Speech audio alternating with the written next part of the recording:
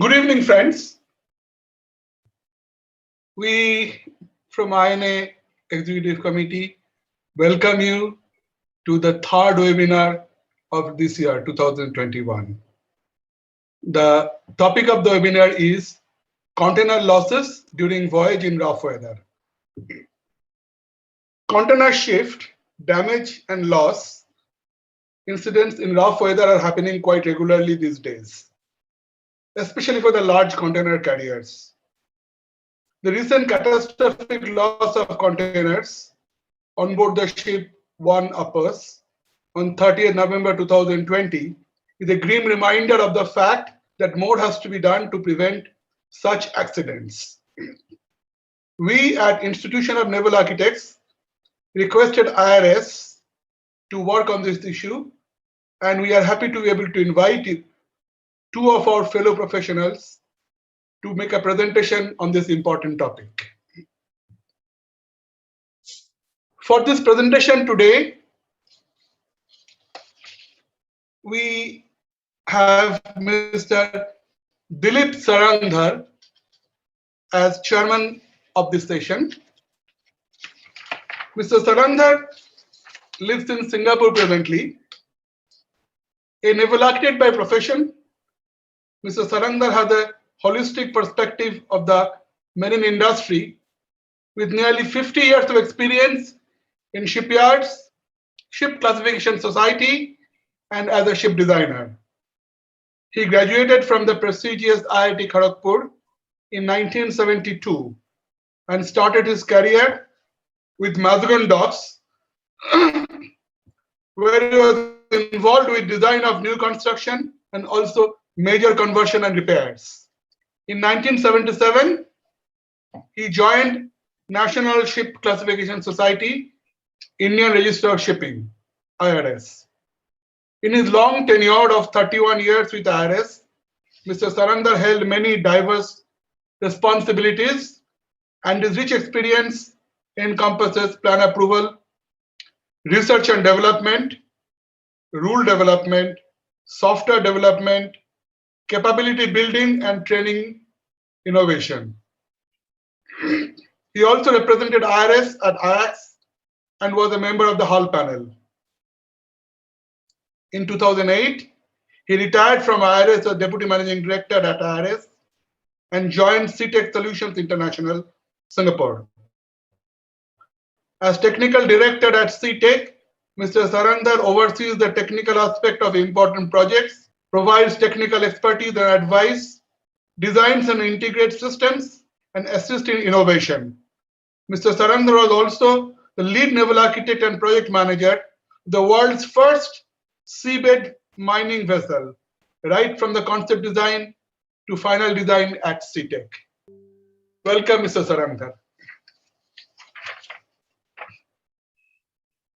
I also have the pleasure to welcome our chief guest of today's webinar, Captain M.M. Saggi. Captain M.M. Saggi superannuated from the office of DG Shipping as Nautical Advisor to Government of India. He is an ex-trustee of JNPT, Jawaharlal Nehru Port Trust, Mumbai Port Trust, and Kandla Port Trust, now Deen Dayal Port Trust. He led the Indian delegation to Maritime Safety Committee of International Maritime Organization, IMO, and International Oil Pollution Compensation Fund on numerous occasions. He was also the leader of the Indian delegation to Nairobi Wreck Removal Convention.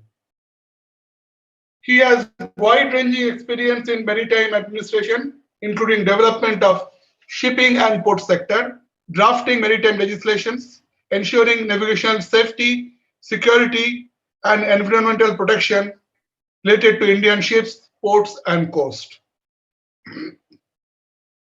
As Nautical Advisor to Government of India, he was the country's nodal point for carriage of cargo, securing of cargo, emergency response, and casualty investigation, besides many other obligations. After his superannuation, he worked as director of Narottam Morarji Institute of Shipping, for over 6 years, imparting training in commercial aspects of shipping, such as chartering, economics of sea transportation, multimodal transportation, maritime logistics, marine insurance, and maritime law. Presently, Captain Saki is an independent director with Shreya Shipping and Logistics, which is the largest coastal shipping company, having nearly 55% share of coastal container cargo. He is also a member of the Academic Council of Indian Maritime University.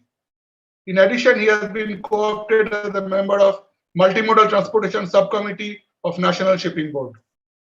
He is actively associated with developments related to shipping, carriage of cargo, related casualties, ports, logistics, inland waters, training, and other maritime concerns. Welcome, Captain Saki. I now hand over to Mr. Dilip Sarandar to conduct the session. Thank you.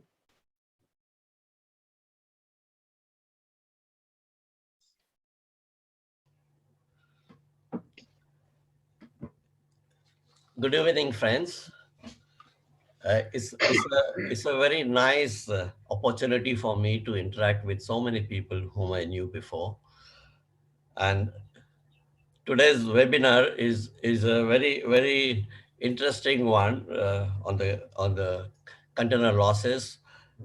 And most importantly, I'm so happy to chair this session because two of my ex-colleagues, my ex-department, R&D department from IRS are presenting this paper.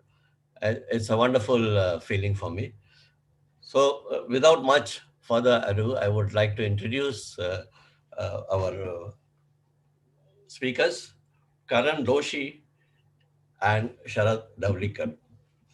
Sharad Davlikar, I know since he joined IRS as a young engineer. And then in 2003, he joined in the Department of Research and Development at IRS.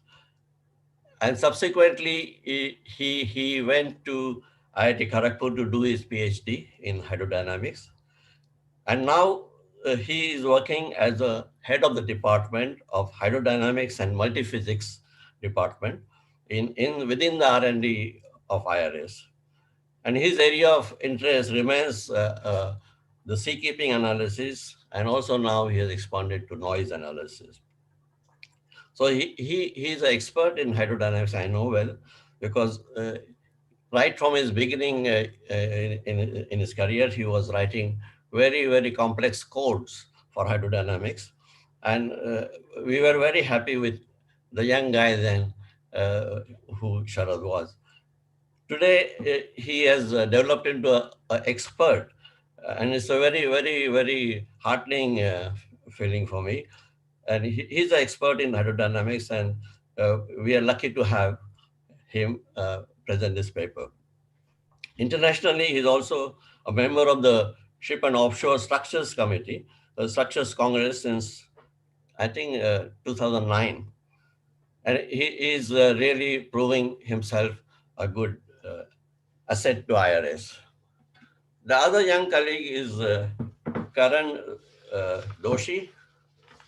Karan Doshi is he's a graduate from IIT Kharagpur in 2009 in civil engineering. But then, since then, he's working with IRS. And his interests are strength of ships, reliability, safety, risk analysis, and FSA.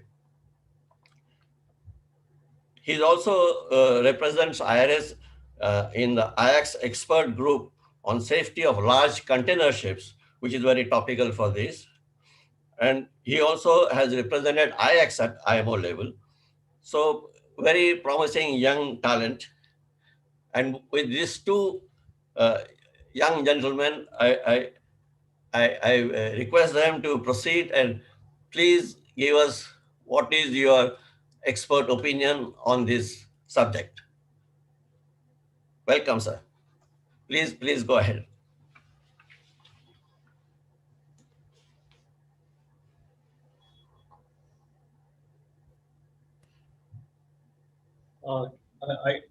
Good afternoon, sir. Can you see the presentation shared?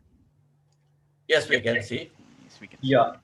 Firstly, sir, many thanks for your kind introduction to us. We would also like to express our deep condolences to Mr. B's family.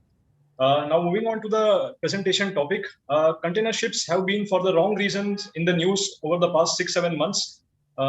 Last month, as we know, there was the container ship Ever Given, which blocked the Suez Canal and again caused a big ruckus. In the past 6 months, there have been a lot of container loss incidents.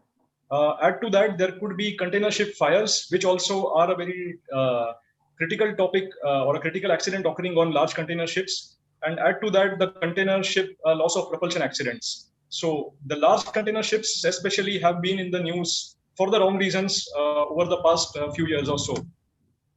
In this presentation, we'll be mainly focusing on the container ship losses or the container losses in rough weather. This is a brief outline of what we are going to speak about today, a very short introduction.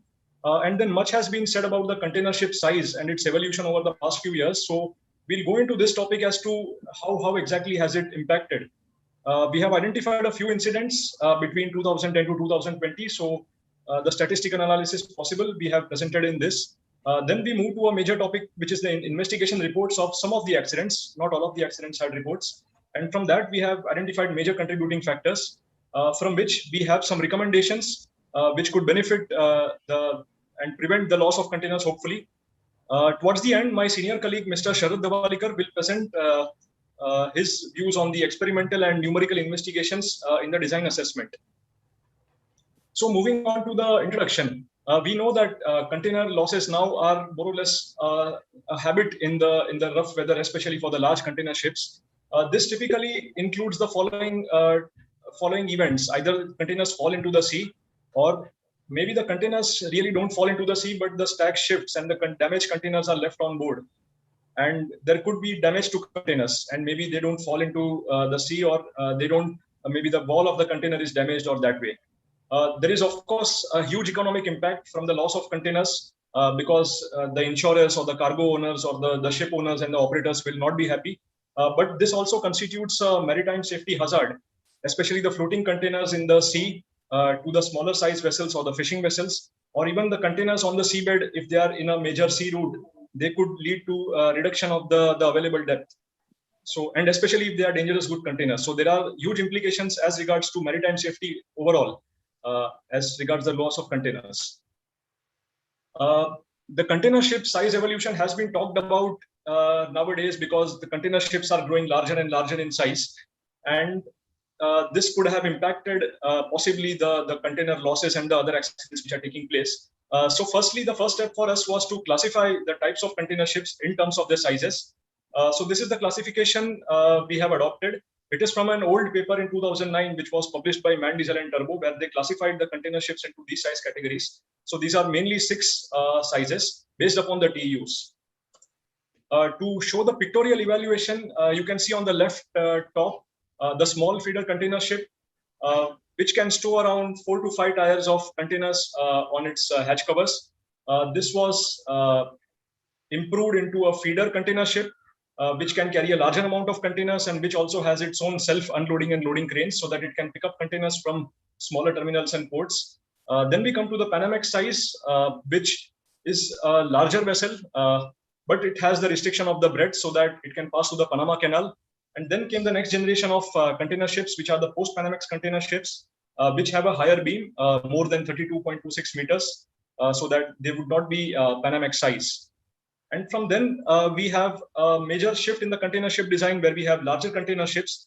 And as you can see, the bridge and the, just a minute, I'll start the pointer. The bridge and the engine room are separated. So the bridge is more forward of the engine room and the engine room is more towards the aft, which was the Neo Panamax size. This is more than 10,000 TEUs. The post Panamax is more than 5,100 TEUs. And the ULCC nowadays, which has more cargo holds forward of the bridge. So this is typically more than 14,500 TEUs. So we have a small feeder less than 1,000 to a feeder which is less than 2,800 to a Panamax size, which is less than 5,100 to a post Panamax, which is 10,000, and so on. Of course, the container ship sizes in terms of TEUs offer practical barriers or practical bounds to the container ship sizes. There are some feeders, container ship sizes, which are actually more than the Panamax size in terms of the breadth. And there are Panamax ships which would be smaller. But the TEU is mainly a gauge of the amount of cargo a ship can carry. So this is what I'll present in the next slide, which is this slide. In this case, we have taken the container ships which were active on the 1st of January 2021. So we identified around 5,300 container ships. This is taken from the IHS database. And we have plotted the basic characteristics of these ships to gain an idea of how the container ship sizes have evolved. So on the top left, when we start with the length, the median length has changed from 130 meters. It has grown to closely 300 meters for the post-Panamax size and close to 400 meters for the ULCC. I will explain what these plots are. These are box plots because this is actually showing a distribution of the container ship sizes. The central boxes represent 50 percentile of the entire population in that category. And the lines represent the connection between the maximum and the minimum bounds. So we can see that the bounds grow smaller for the larger ship sizes, whereas they are very large for the small feeder and the feeder ships. Coming to the breadth, again, it's the same issue.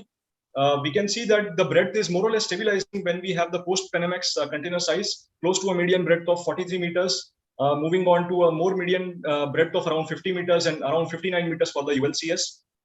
In terms of the capacity, a small feeder capacity as compared to the ULCS capacity is huge.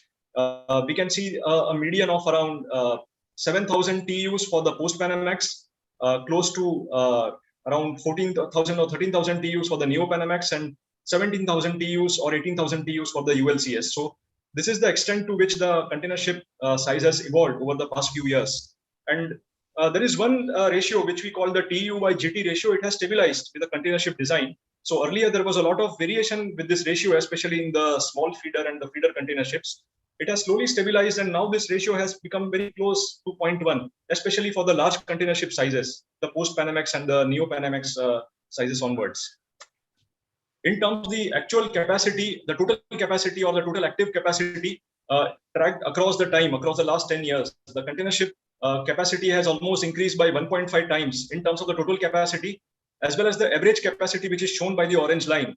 So the average TEU capacity per active container ship was close to 3,000 TEU back in 2010. Now it has increased to closely 4,500 TEUs. Amongst the sizes, we can see that the feeder and the small feeder have practically remained constant, but we can see the increase in the size of the Neo-Panamax and the ULCS through the last 10 years. For example, there were only 8 ultra-large container ships back in 2010. That number is close to 194 now. And there were only 54 Neo-Panamax ships in 2010. That number is close to 394. And if we see the order book, which I checked just in the morning, there are 47 Neo-Panamax vessels on build and 141 ULCCs on build, which are set to enter the fleet over the next 2 to 3 years. And more significant, if you count the post-Panamax ships on order, which will come into the fleet for the next 2-3 years, they are only 10. So the order and the skewness clearly is towards the larger size of container ships, and slowly we will see the Panamax and the post-Panamax categories getting compressed, and we will see more of the ULCS and the Neo-Panamax sizes. Coming to the study of incidents, we have collected around 30 incidents from various sources. We were able to identify these incidents from the IHS Maritime Casualty Database and the GSIS Maritime Casualty Database. Majority of the accidents were reported only in the last 2 years. Especially the last year is typically you see twice the number of accidents which were suffered in 2019. Again, we can see from 2015 onwards, the ULCS sizes have been really growing significantly. And that is manifested over the last 2 years, where you have accidents starting to happen on the ULCS also. And then, of course, the post-Panamax ship size category had the maximum number of accidents. There could, of course, be under-reporting of accidents. We cannot deny that. Another factor, it is not really proven whether 2020 there was the COVID phenomenon and seafarers were not able to unboard or deboard their vessels. So could human factor also have an effect on the large number of accidents in 2020? That is a question to be answered, which unfortunately we cannot answer at now. But definitely it's a factor in thought. In terms of the actual distribution overall, over the last 10 years, we can see the post-Panamax ships have suffered the maximum number of failures, which is 44%. Then we have the Neo-Panamax and the ULCC. So in all the large ships, which we or the so-called large ships, which we call from the post-Panamax category onwards, they account for 67% of the failures. However, this would also have to be normalized with the ship size or the number of ships in that category. For example, the post-Panamax ships may have 1,000 ships in their category, and then we should rationalize the accidents with that number. So this is done in this present slide, where we can see that yes, it is really true that the post-Panamax, the Neo-Panamax, and the ULCCs are having an incident rate typically 2 to 3 times, or even in some cases more than 5 times the rates which are the incident rates which are observed on small feeder and feeder. And this is not surprising, because nowadays these ships can carry 6 to 9 tires of containers on their hatch covers, of course with the use of lashing bridges. And also these ships are international seagoing ships, and these have to face more adverse weather as compared to the small feeder and the feeder, which typically operate on coastal routes or more or less small routes between the countries, especially in the southeast of Asia and Europe and Americas. In terms of the distribution around the globe of the container ship accidents, we were able to identify that the British Isles and the North Sea area have suffered the maximum number of accidents over the last 10 years. This is followed by a belt in the northern hemisphere, which is ranging from China, Japan, South Korea, the US Eastern Seaboard, the North Pacific. We also noticed 3 accidents happening in Australasia around the Tasman Sea. So these are the areas, mostly the northern hemisphere has seen the major brunt of the accidents. When we come to the distribution around the year, it is a more interesting trend, because you see the accident distributed from October to March in the northern hemisphere, and from May to August in the southern hemisphere. This is the winter season in both the hemispheres. And of course, these incidents have been only plotted for post-Panamax ships and higher size container ships. So there is a clear effect that we will have more accident prevalence in these 4 to 5 months of the winter season, where typically the weather is more severe. Could climate change be a factor?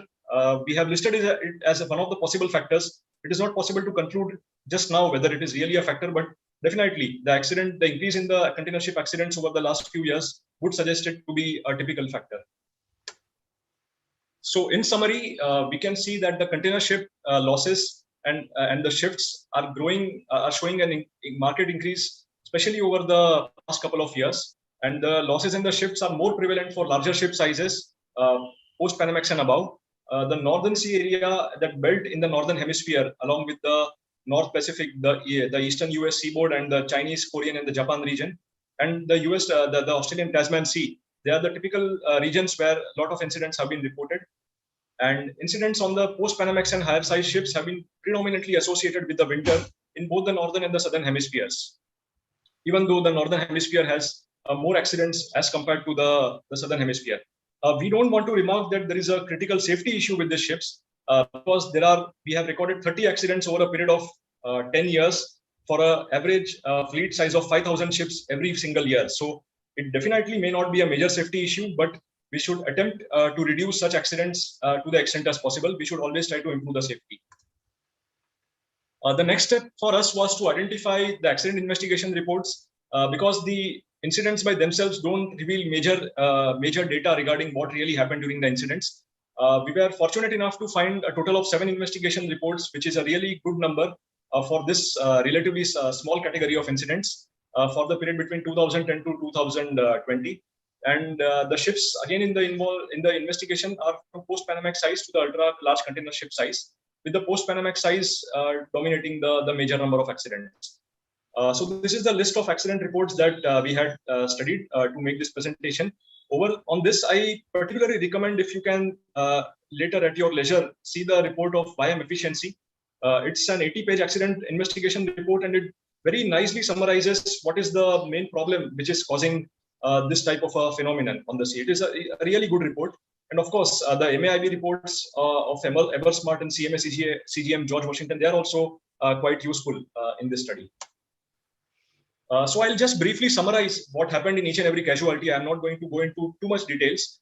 So in the case of Suez Canal Bridge, the ship departed Singapore for New York. It transited the Suez Canal on Jan 13th. On Jan 18th, the weather deteriorated, and the master had prior intimation as to what is going to happen as regards the weather.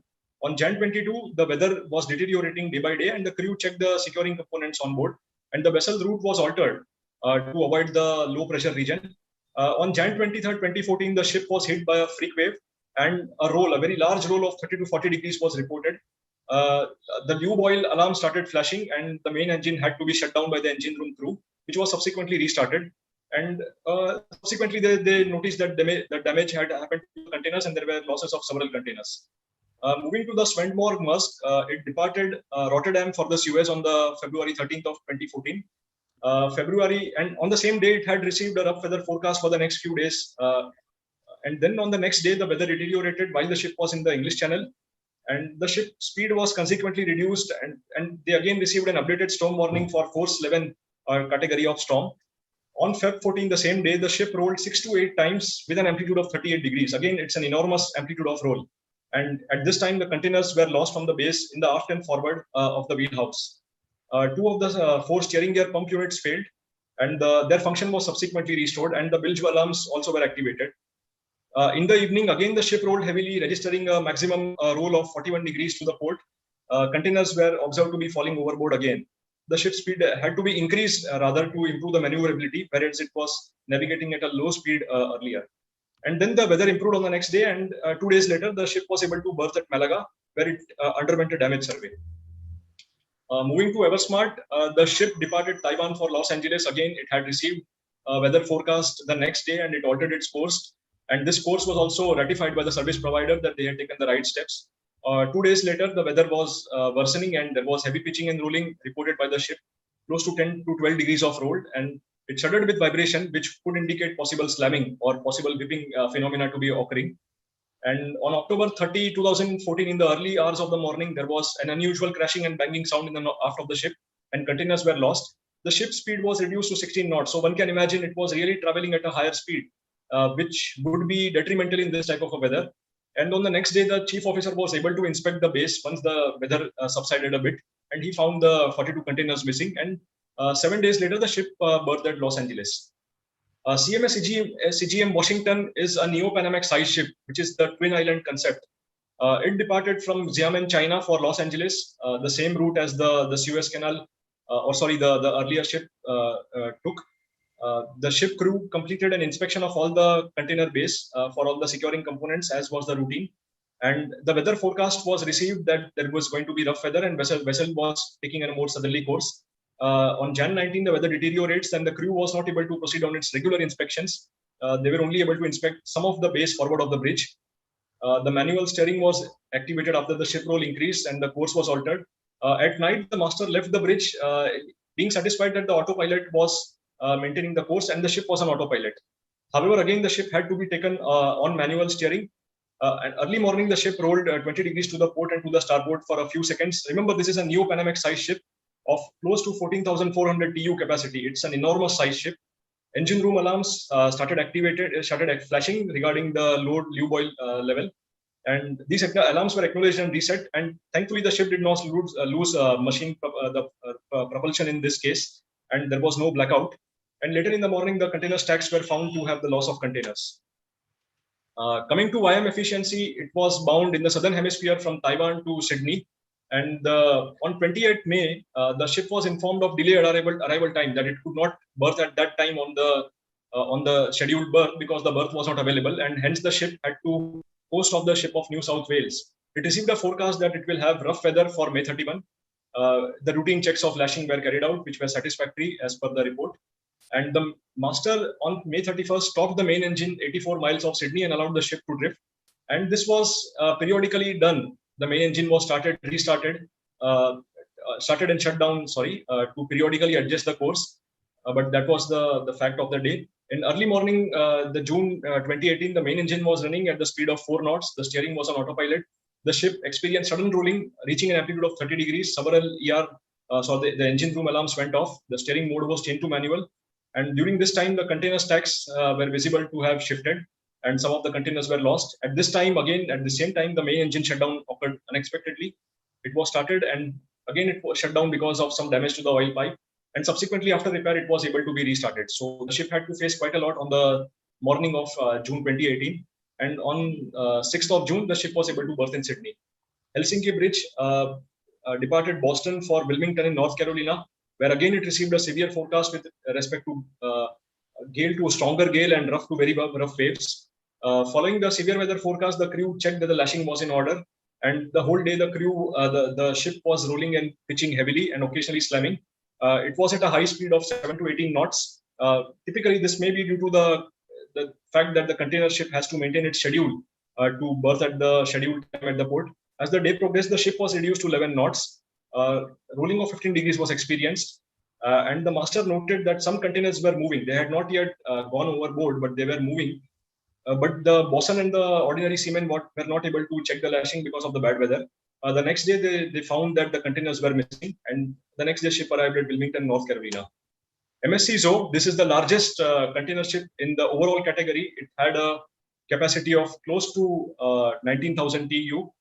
The ship departed from Portugal for Bremerhaven. Prior, the ship had arrived from China to Portugal. And on Jan 1, 2019, the weather had worsened over the day. And just before midnight of Jan 1, they reported a roll of 20 to 30 degrees for a period of 30 seconds. Items in the accommodation and the fitness room shifted. At this time, the ship speed was 8 to 10 knots. On Jan 2 early morning, master visited on this bridge and found some container shack to be shifted. And later in the early morning, 3 hours after the initial incident, again the ship experienced a period of severe rolling, again between 20 to 30 degrees. This led to further loss of containers. Master altered the course and reduced the speed to 2 knots. The next day, the ship was able to be moved in Bremerhaven. So this is a brief outline of what happened on each incident. We must note, especially regarding the rough weather and the rolling, there were machinery failures on 3 of the ships, or close to machinery failures where, okay, in some cases the ship did not suffer complete blackout, but it could have. This is another major area of concern in the storm. A ship should not be facing the blackout as such. So we identified major contributing factors from these incidents. For the firstly, we found that for 5 of the ships, which were all Panamax, post-Panamax ships, the container loss took place on all the bays which are aft of the engine room. In the case of Svendborg Maersk, the forward of the engine room, the bay also collapsed. But the predominant observation is that the base aft of the engine room collapsed on post-Panamax container ships. For both the incidents on the twin island concept, that is, you have the bridge and the wheelhouse separated. The stacks between the wheelhouse and the engine room collapsed, and not anywhere else.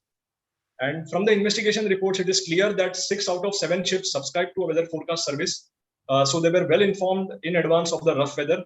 And this is, of course, understandable since the ships have to follow tight port schedules and they would like to minimize any delay because of weather, and they would like to route the weather appropriate, route their course according to the weather. 2 of the 7 investigation reports, especially the Suez Canal and Bayam efficiency, the master reported the ship being hit by freak waves. It is difficult to ascertain whether indeed in that area the freak waves occurred or not, because there would be a lack of buoys which would record such measurements. But the description by the master seems to be in line with the typical understanding of freak waves.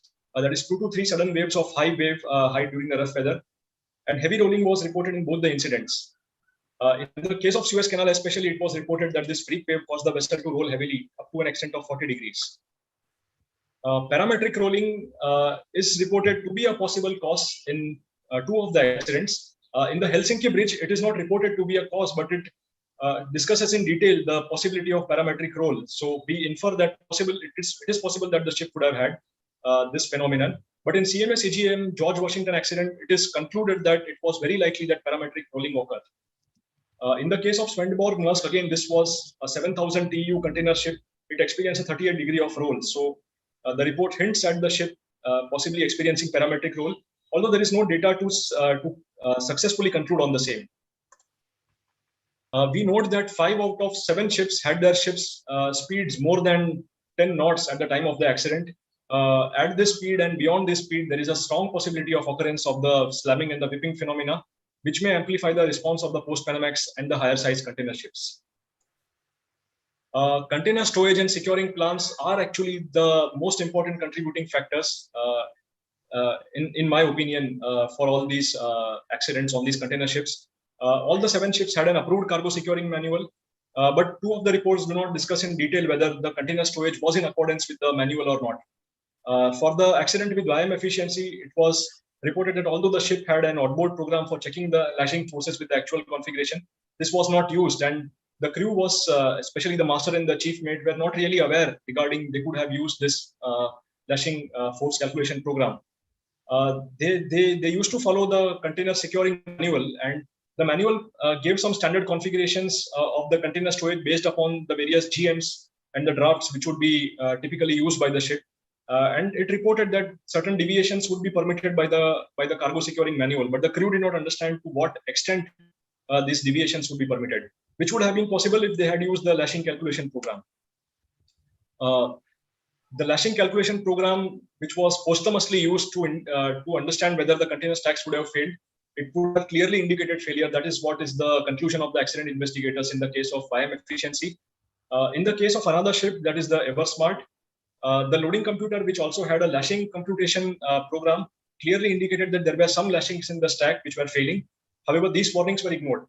Typically, these failures occurred because the heavier containers were stored on some lighter containers, or some weight of some containers in the stack exceeded the allowable weight for that tire in the container level.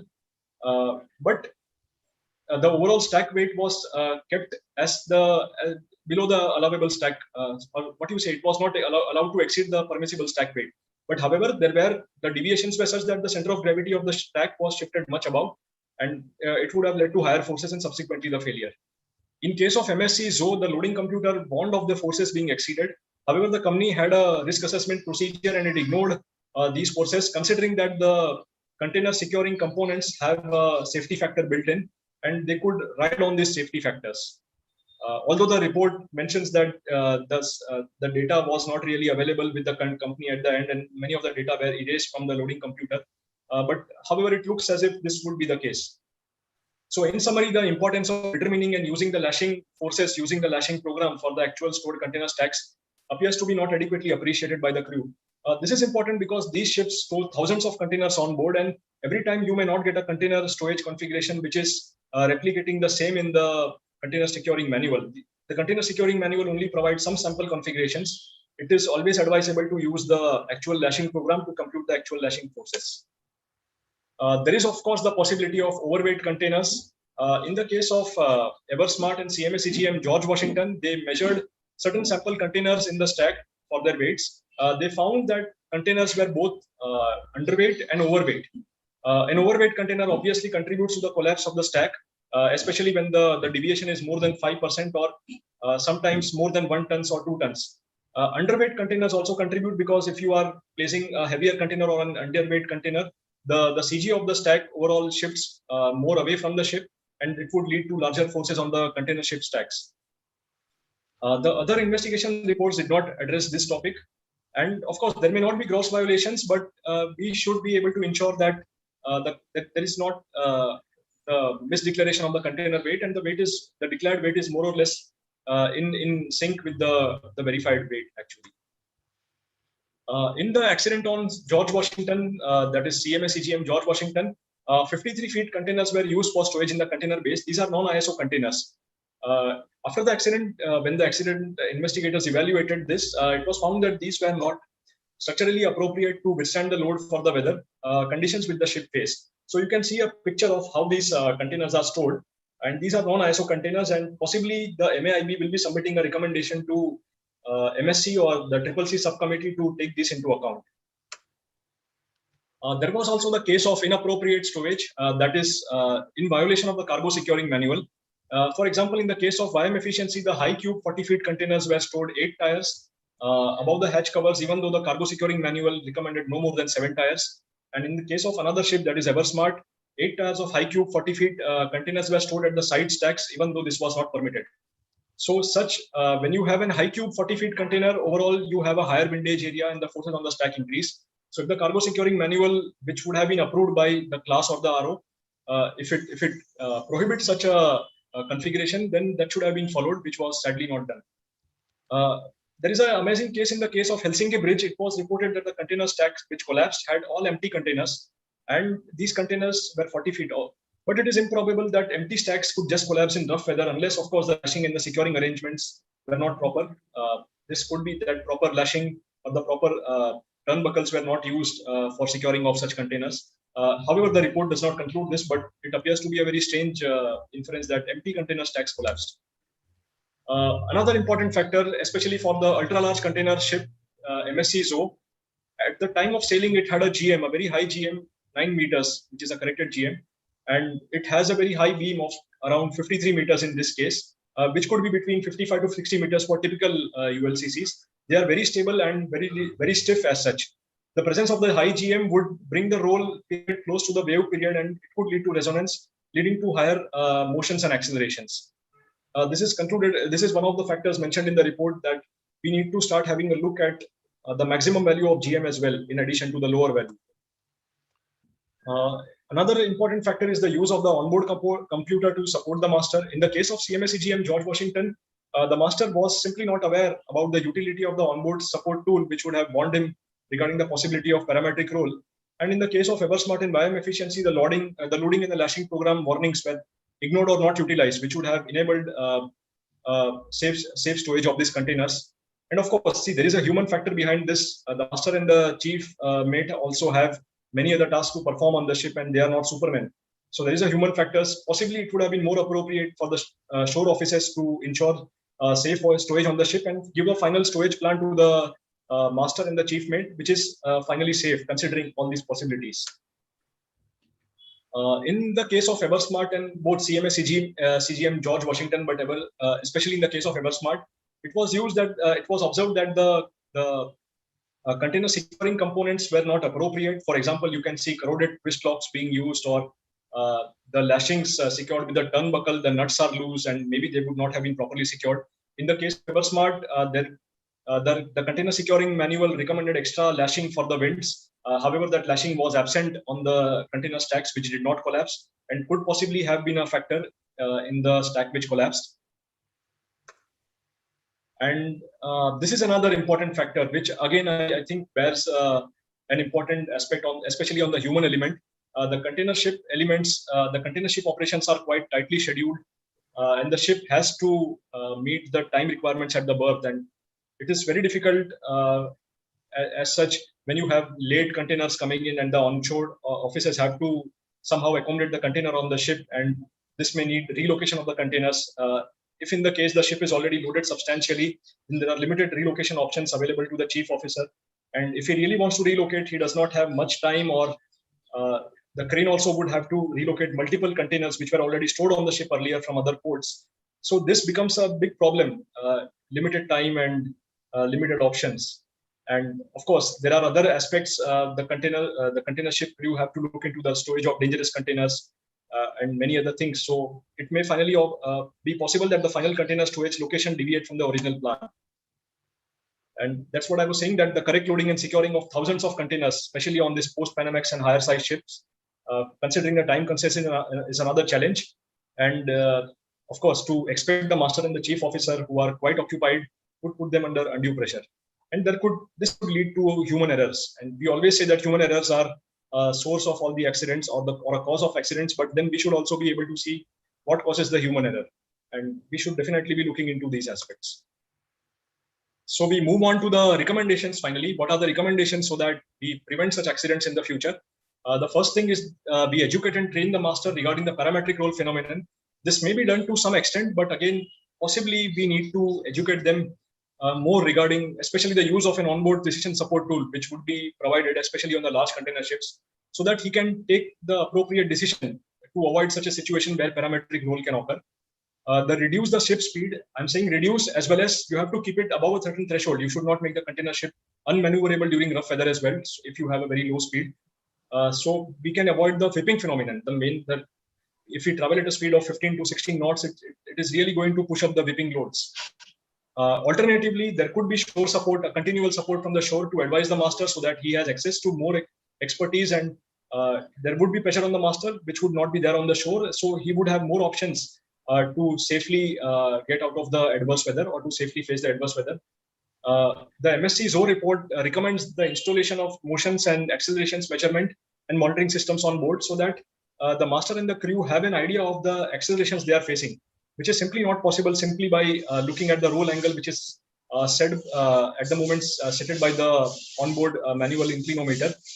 In fact, to MSC 103, France, Germany, and the Netherlands, after this accident, have submitted an urgent paper which mandates the installation of electronic inclinometers on board for container ships and bulk carriers above 3000 GT. So it is inferred that this type of electronic inclinometer would help the master and the crew monitor in real time what type of motions and accelerations are coming. And of course, they could take steps to avoid dangerous situations at sea. So this paper is going to be urgently discussed at MSc 103, and they have proposed an implementation date of 1st July 2024. One thing is, of course, to ensure the checks that the verified container mass does not exceed the declared container mass, so that the mass storage arrangement is appropriate. And then, of course, when we take containers on board, we should inspect if there are possible damages or corrosions before accepting for storage on board. Again, this is a very easy task, as said by, as written here. But again, when you consider there are thousands of containers which may be loaded and unloaded, it would be becoming a difficult task for the ship master and the ship crew to do this. Rather, the terminal side or the shore side could ensure these aspects. Ensure proper container storage. So we have seen this is a very important recommendation, and we should keep in adherence with the approved cargo securing manual. Firstly, use only ISO containers. And if non-standard containers are still used, like the 53 feet non-standard containers, ensure that we perform the lashing calculation with correct strength parameters and the correct permissible forces, the permissible container post corner forces and the permissible forces in the container fittings, considering various racking forces, the compression forces, etc. To not stow additional tires over the prescribed limit in the container securing manual. To avoid stowing heavier containers over light containers, especially if you are not using the lashing calculation program, then this should really not be done. We should keep our adherence to the container securing manual as much as possible, or always rather. To ensure that the container types are stored in accordance with the approved manual, that is, where the high cube containers are prohibited from being stacked, we should not stack high cube containers in that stack. And we should ensure the lashing rods are tight and the use of turnbuckles is appropriate. So the next step is, of course, to use an onboard lashing program. Again, just a word here that this program should be approved. This should be in accordance with an approved rule, or especially a class rule, and it should be approved by class. It is no point just using an onboard lashing program which is not validated or approved by class. So this helps in various aspects. To verify the adequacy of the stowing arrangements. If such a program flashes the warnings, then such warnings should not be ignored. The actual GM values or a conservative GM value should be input in this program to estimate the forces, and the appropriate training should be provided to the ship crew to use this this lashing program and to understand the output it gives. Regularly inspect container securing components and discard the corroded damaged components. Again, I have written it as a recommendation here, but it's not so easy a task. There are thousands of twist locks, thousands of lashing rods on board a ship, and it would take a huge task, especially to keep periodically replacing and that way of these components. And of course, we should ensure that errors resulting to the operational factors are minimized by appropriate training from personnel in the shore offices, which prepare the container storage plans. So the emphasis is to minimize the pressure on the crew of the ship, and rather ensure that personnel in the shore offices are able to give a final safe container storage plan, which can be implemented by the people on board. In addition to the flag state investigation reports, we have identified some additional recommendations. One thing is that yes, the large ships definitely have an environmental impact in terms of the prediction of the forces. They have large motions, and there would be higher motions resulting from freak waves and parametric rolling. So we should improve our prediction of forces considering these motions from the freak waves and parametric rolling. IX is actually having an update of recommendation 34 for the wave data, which may be published by this year end or maybe next year. So this work could really help improve the prediction of forces. In the weather forecast to the master, the possible variability of these weather forecasts should also be communicated. So, for example, it is no point just saying the master the wave height is going to be 9 meters or that way. It should be emphasized what is the variability of the maximum wave height. So if it is within 20% of 9 meters plus or minus, he may be able to take a better, more informed judgment as to what he can really do in this type of weather, anticipating a conservative wave height. We should be able to review the safety factors, or we have to start conducting a review of the safety factors which are used in the evaluation of container storage plans. Considering these effects of the increasing ship size, increasing number of containers, storage tires on the hatch covers. One more possibility is that we can use higher lashing bridges. This is for the design side to explore. At the moment, we have lashing bridges up to 3 tires of containers. Could we have possibly higher lashing bridges so that the force is connected directly to the lashing bridge, and hopefully it is not transferred too much at the bottom of the container stack. For ships such as ultra-large container carrier, we review the need for an upper limit on the GM so that too much of a GM does not make that ship too stiff and bring it close to the wave resonance. Review whether the lashings could become loose over time with cyclic fatigue, especially the ship with supposedly tightened lashings is going in rough weather and it is facing a rough weather of maybe 5 to 10 days, whether this lashings could become loose over time during this period. And of course, when we evaluate the stack, the container stack in our lashing calculations, we only consider a single stack. However, when we have 9-tier height stacks, the displacement could lead to the stack touching another stack on the either side, and this could possibly trigger a failure. So this possibility of interaction of stacks also has to be investigated. I'll hand over to Mr. Sharad Dhavalikar, my senior colleague, to proceed with the experimental and the numerical investigation aspects of the design, which can be done to possibly avoid such situations. Sharad sir, over to you, sir. Yes, thank you. Thank you, Karan. And good evening to all the participants. Hope I'm audible. Yes, sir, you are audible, sir. Yes. Karan has already covered the various aspects involved in this container losses through various accident investigations, and relevant recommendations also he has covered. Continuing with the same topic, we will see what can be done with the numerical assessment and what experimental studies can be carried out, which can help in the design assessment rather than from the operational point of view. Karan has discussed one of the accidents, MSC Zoe, which happened in 2019, and then Marine, which is a research institute of Netherlands. They have investigated this specifically because they were tasked to do the investigation. This accident happened just north of the Netherlands in the shallow water near the Wadden Islands. And they investigated this ULCC or ULCS, which is about 380 meters. Along with that, they investigated few more types of containers like feeder and Panamax, which are relatively small in size compared to ULCS. But primarily based on the ULCS studies which they carried out, the investigations from Marine, they found the basic reasons for the accidents could be due to the extreme ship motions, which Karan has briefly talked about, the severe roll motions in various cases. Ship contact with the sea bottom, that is typically to do with the shallow water. That was the case for MSC Zoe. And green water loads, which are very severe loads coming on the containers directly in the beam seas, and slamming loads, which are probably in head seas. But Marine did some investigation in the beam sea. Slamming is slightly can be defined in different ways for beam sea and head sea. And finally, slamming in head sea is not assessed by Marine. They assessed only the green water loads in beam seas. But going ahead, before going ahead, I would just like to mention the assumptions which are in the experimental studies. The model which Marine has made is the rigid model. It's not a flexible model. And when we talk about the vessel size of the length of 380 or 400 meters, the flexibility plays a very important role. But these flexibility aspects are not considered.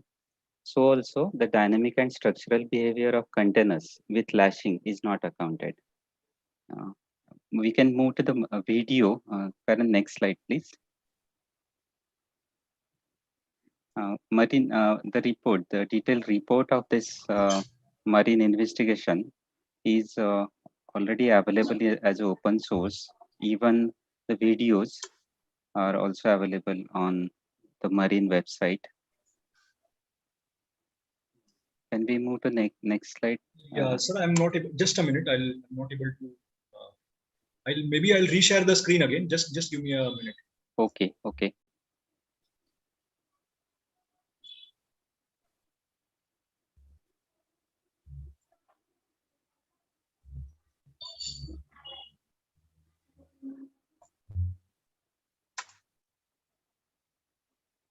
Yes, you can play this video.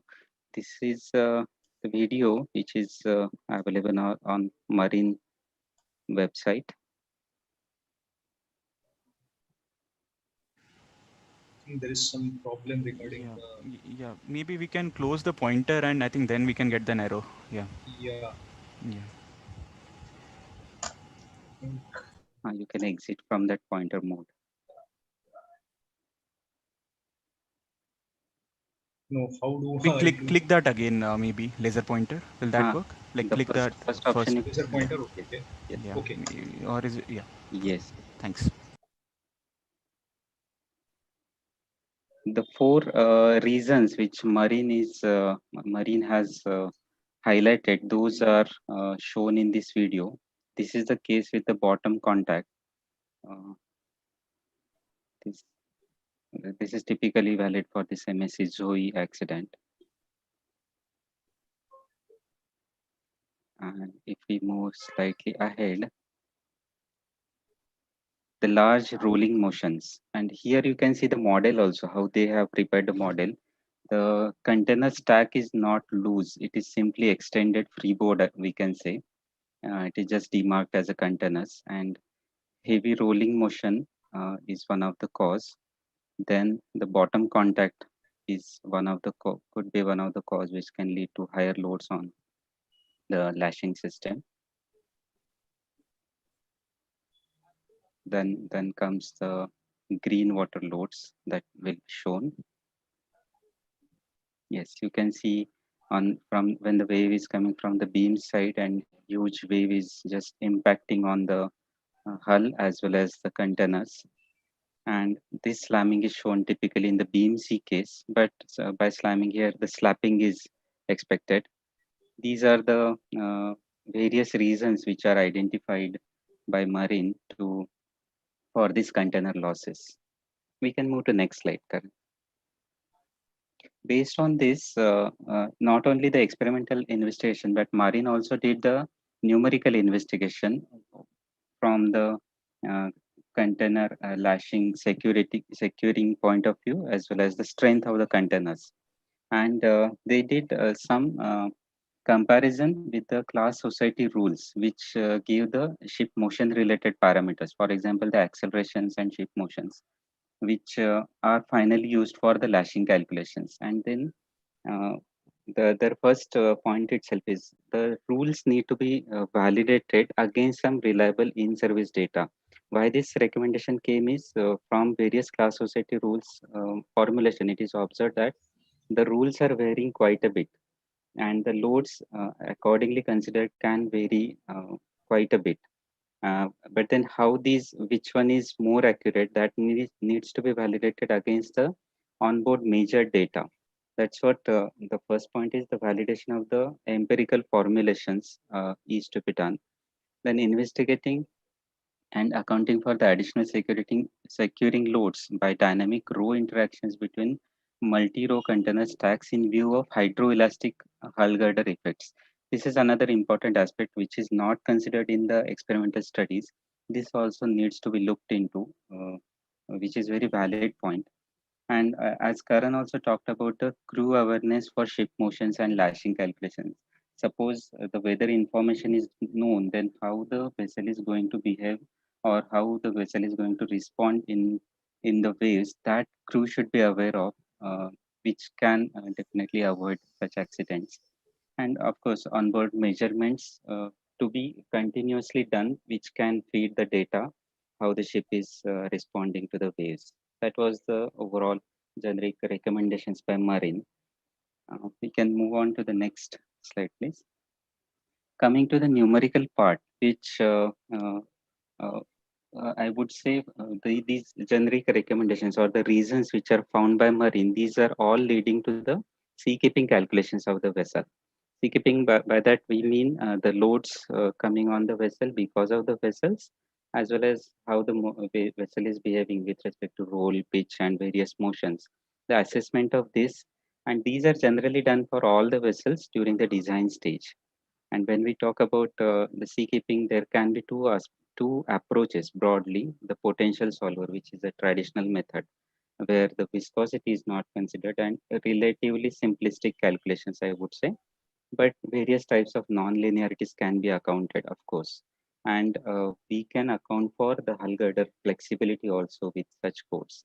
These are one aspect of the seakeeping calculation, and other could be the computational fluid dynamics based calculations, where more details like the wave breaking and such highly nonlinear phenomena can be assessed. It's not generally used only for simple seakeeping assessment, but when we have to assess something like the green water or slamming loads, then this computational fluid dynamics, that's in short CFD, is used for, which uh, these techniques are used by IRS for in general for many design assessment purpose, I would say. We can move on to next. Uh, I would say uh, one case study we did, and before going into the detail, one thing here needs to be clarified. Actually, modeling the complete stacks with the lashing system, maybe the loose stacks, and modeling actual container loss through numerical assessment is not possible. It's not. It is neither required also. So what we are doing here is one ULCC container case is taken, uh, and the primary purpose of this assessment was to assess the bending moments because of the waves, the so-called whipping responses. To assess this, we are participating in one joint industry project where we are assessing these responses of the vessel, and we simply extended the same study for modeling the fictitious container stacks, as you can see in the bottom figure. That's actually the animation. Maybe Karan can play that animation also. And what if you go back, Karan, one Yeah. slide. I think if you click on the animation ka Okay. arrow. That, yes, yes. Here, what we are doing is we are simulating the irregular waves with a significant height, very high significant height of 16 meters. And in such a significant height, the vessel cannot move with a very high speed. So relatively low speed, uh, which could be minimum possible, 5 knots is considered. And you can see on the top right corner, the plot is the rolling motion, which is, we can visualize it's quite irregular. And about 15 degrees rolling motion is observed. But in order to assess in detail, we really need to conduct or continue these simulations for 3 hours, which is computationally a bit challenging. But yes, still it can be done, and probably the role could be more in this case. But what another important thing, which I think in the previous slides, Karan also highlighted, it is possible that the wave period and the roll period could be close by, which is we can observe in this case. And the GM of this vessel is about 11 or 11, 12, around that. And this could lead to, if we actually simulate for full 3 hours, we can see severe rolls also in this case. Moving ahead, next slide, please, Karan. Another aspect which Marin talks about is the hull girder flexibility. As I said, the joint industry project which we are participating, it is typically trying to handle this hydroelasticity aspect, which is a major concern, and the hull girder strength due to this additional whipping moments which are likely to come because of the flexibility of the hull. And these are to be assessed, and such methods are evolving, and such methods need to be benchmarked for such a huge size container, 383 meters.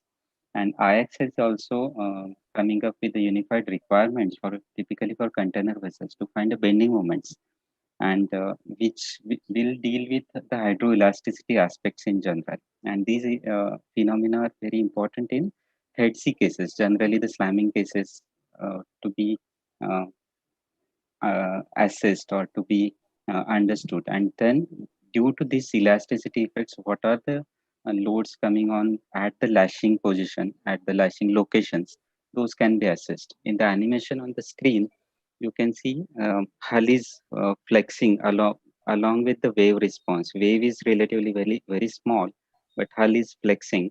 And of course, this is bit exaggerated view of the uh, flexural mode of hull. Maybe we can go back to animation. So just 1 minute. Yes. Are you still able to see the screen? Because No. I have some problem here in my laptop. Just a minute, I'll share it again. Okay, okay. Or should I share from my side? No, just a minute, it will be done. Okay.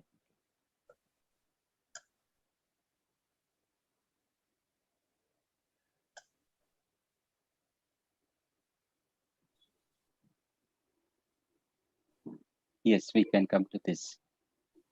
Coming to the next part, along with seakeeping, what we assess is the impact loads. We try to do for the same vessel, one case with the bow quartering seas, where the irregular waves are not simulated. As you can see on the top right corner, the uh, responses of rolling and pitching, which are very uniform. Because of the regular waves, these are quite uniform. Very small amplitude rolling and pitching is observed, and the speed is relatively high, more than 10 knots. But here, if you see, if you play animation once again, Karan,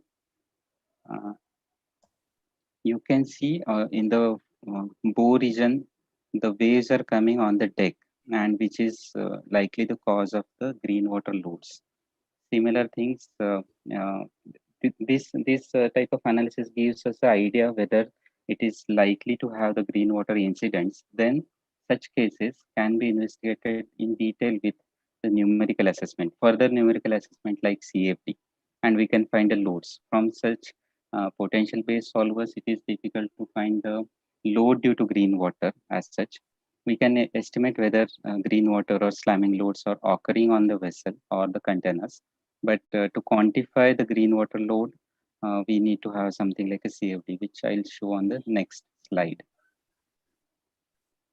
Yes, you can play this animation. This is one feeder vessel assessment we did quite some time back. Of course, here the purpose was not to assess the uh, load on lashing or any such thing, but we were interested in finding how much water ingress is there on the two holes shown on this vessel. And this is done with the CFD assessment. And here you can see once the wave hits the vessel, the water is going on the deck and wave breaking actually we can see, which is towards more closer towards the reality. The phenomena is closer towards the reality. So in such environment, if we model the container stacks and the realistic case, we can find the pressures coming on the container because of such severe loads. And we can, of course, simulate irregular waves in such a simulation.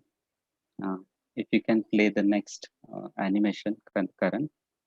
Another type of impact is the slamming load. This was another task which we did quite some time back as one of the benchmark studies by ISSC to validate the whipping responses of the vessel. This vessel is a RoPax vessel, not a container vessel, but the idea of showing this is how the loads are coming on the bottommost part or the bow flare part, and those are getting converted to the whipping uh, bending moments at the midships. And this assessment was also done with the help of CFD technique. So such assessments are possible, and which in general we can use for many purposes, as well as we can investigate the lashing loads also with such investigations. If we move on to summarize, next slide. As I said in the beginning, these numerical techniques are generally used for overall design assessment of the hull structure, not specifically for the lashing assessment. But numerical and experimental techniques like this can assist during design phase to understand or to estimate the severe loads on container securing system. The existing rules of classification societies are based on relatively old wave data. This point also was highlighted by Karan in his one of the last recommendations. Now IX is working on modifying the recommendation 34, that is so-called the presently used data for wave data used for all the load calculations. The class society rules are based on this recommendation, which is right now being modified at IX level. and considering the climate change, which may result in the higher loads. Finally, by next year, maybe we may get this revised IX scatter table, and then the rules, there may not be too much of a variation in the rule calculations, typically the motion parameters or the acceleration parameters. And finally, in order to unify the requirements towards the container security system design, multiple numerical and experimental studies are required. We may not rely only on a single numerical study or of a single vessel or single experiment, but so many such studies will be required. And such studies are required to be validated with onboard measure data, which shortly Marine has also recommended in their recommendations. And overall, this huge task will require collaborative efforts from research bodies such as Marine, flag states, classification societies, ship owners or operators, and container securing system component manufacturers. Such efforts, any joint efforts are not yet known, but these are of course welcome, and this is something which we can look forward in future to avoid the severe accidents. And I would say that's it from our side. We thank INA for giving us opportunity for this presentation. And now we are open for question answers. Over to you, sir. Yeah. Saranga, sir. Yeah. So I'll request Mr. Sarangdar to take the question answers. Yeah.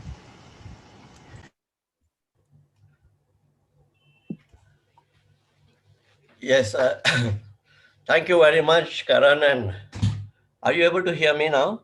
Yes, sir. Yeah, thank you very much, Karan and Sharad. A wonderful presentation, really, in both the statistical analysis as well as the numerical analysis, what IRIS is doing. Very, very happy to learn the progress IRIS has made, and especially in the terms of in the field of numerical analysis for hydrodynamics. Wonderful. So before I throw this floor for questions from audience, I would like to ask just one question on this numerical analysis capability of IRIS. I saw that you are able to do nonlinear analysis both using potential solvers as well as the CFD. Yes, sir.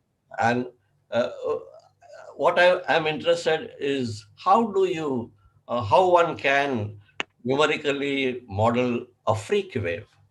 This is my first question. Sorry to take a shortcut, and then we will move on to the other attendees' questions. And we have many of these. Yes. To answer you very briefly, Yeah. freak waves are suddenly occurring and huge wave height.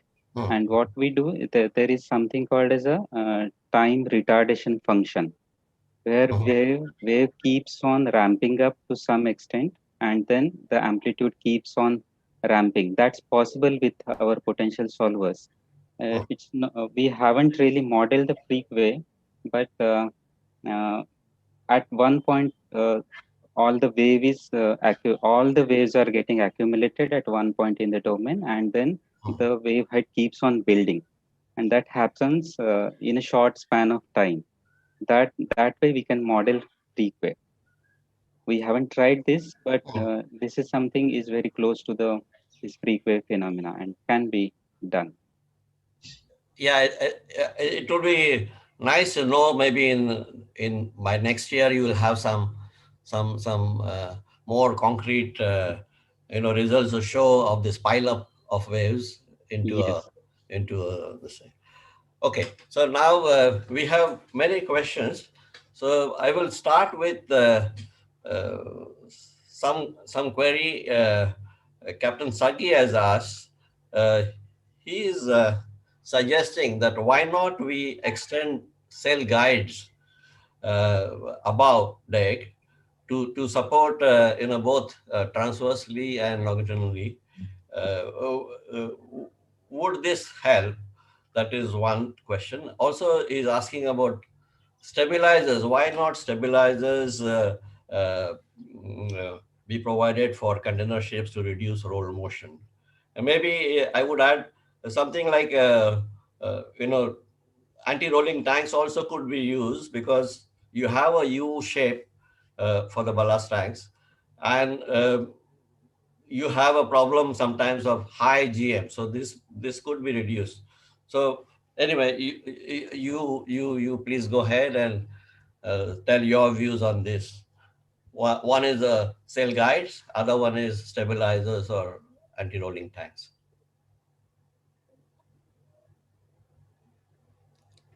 Maybe. I'm not sure about the cell guides, sir. I'm really not sure about the cell guides, but possibly we could increase the size of the lashing bridge. That is what I feel may be possible. Because the hatch combing and how to actually see, if we cannot directly install the cell guide on the hatch cover, that is not possible. Oh.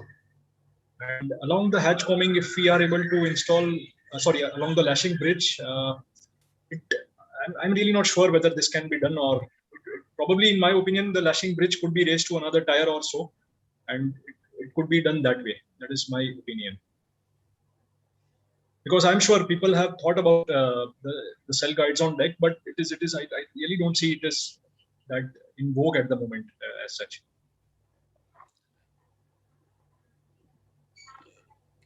Captain Sagi, would you like to add something to this? I think the brilliant presentations. I was very impressed. And especially the research work these youngsters have done.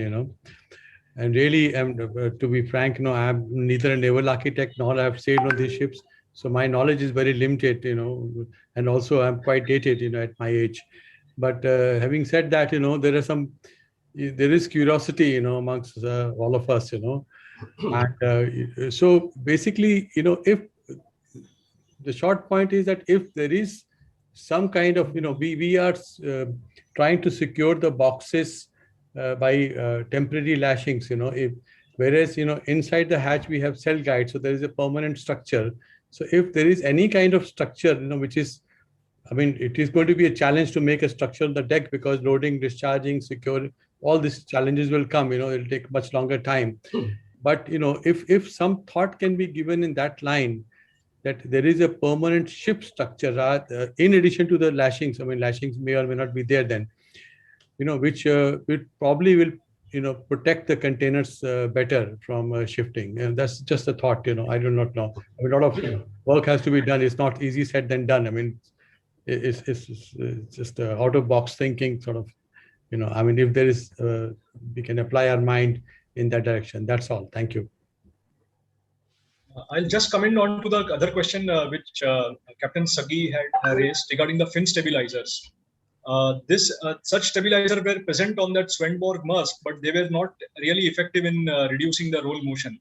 So that is what the accident report concludes, that for the forces being experienced by the vessel, the installed fin stabilizers were not good enough.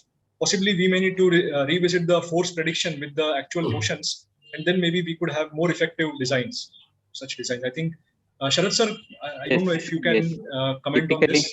Yes, typically the stabilizer will also have its best performance limit. If the roll is exceeding too much, like beyond 20 or 30 degrees, then stabilizer may not be effective. And also something like anti-rolling tanks may not be possible in to suppress the roll to that extent. If I can add, stabilizers work well when the ship is moving fast. If the speed is less, stabilizers will not work so much. But anti-rolling tanks could work, especially if you have got U-tube tanks. You have a very large free surface, and it could work. This needs to be investigated further. Typically, we are talking when the ship is in the BMC case, Hmm. the speeds are very less. When Yes. the wave conditions are very severe, speeds Hmm. are very less. Hmm. And if the speed is in fact higher, then the issues of vaping are more severe than any other issue. If speeds of 10 knots or more we are talking, are then there is a likely possibility of other type of accidents rather than these issues, rolling issue.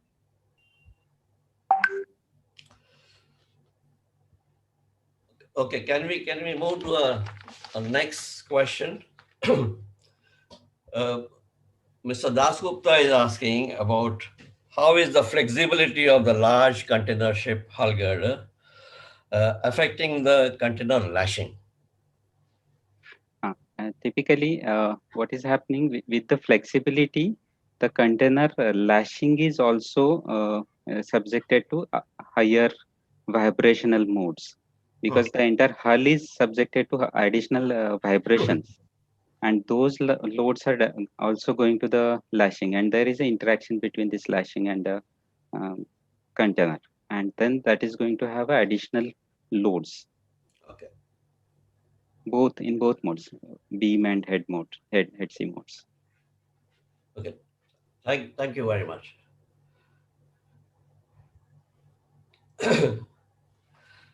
Then Mr. Ramesh Krishna Kumar is asking, for larger vessels, are voyage motion data recorders required on bridge so that the navigating officers are alerted for when the conditions of parametric rolling or other high acceleration exists, so that they can take some corrective action of reducing speed and or changing course or both? I think these are not mandatory right now, but if it is there, that is what is the recommendation in general. The motion should be monitored. Accordingly, some quick decisions can be made. Right now, I don't think these are mandatory. I can agree with that completely, sir, with your permission, because normally I'm talking now with going back to my experience as a master. On smaller ships, when the weather deteriorates, immediately your ship starts rolling and pitching heavily. And what you do is that you pull back or you heave to. Heave to means, you turn the ship into the wave in the best position. You slow down your speed and ride the waves, ride the storm till the time the weather is more conducive for you to commence the voyage. But on a bigger ships, your ship is taking the beating, your cargo is taking the beating, but you don't feel it on the bridge as a master. And if there are some equipment which tell you that the ship is taking the beating, you better slow down. I think that would certainly help. Thank you.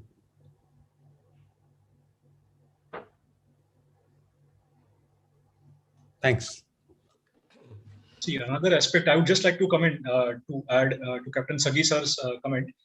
Even if we were to install such motion recorders, we would have to strategically place them at certain locations where we anticipate the motions will be more and the accelerations will be more. There could be multiple such locations.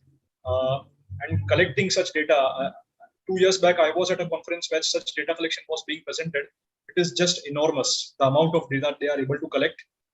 And the data has to be retrieved also.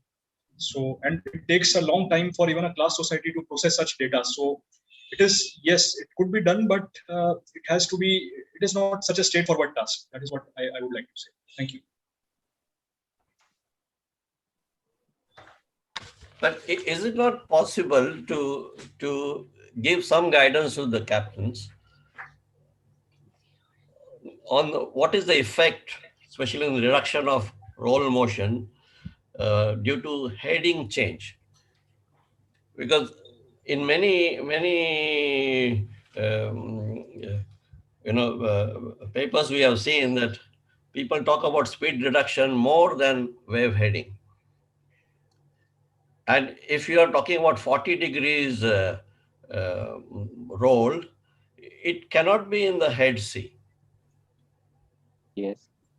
So I don't know why attention is not being paid to the heading control, like Captain Sagi said just now, that we head into the waves But that is normal thing to do, especially when you're having heavy roll motion.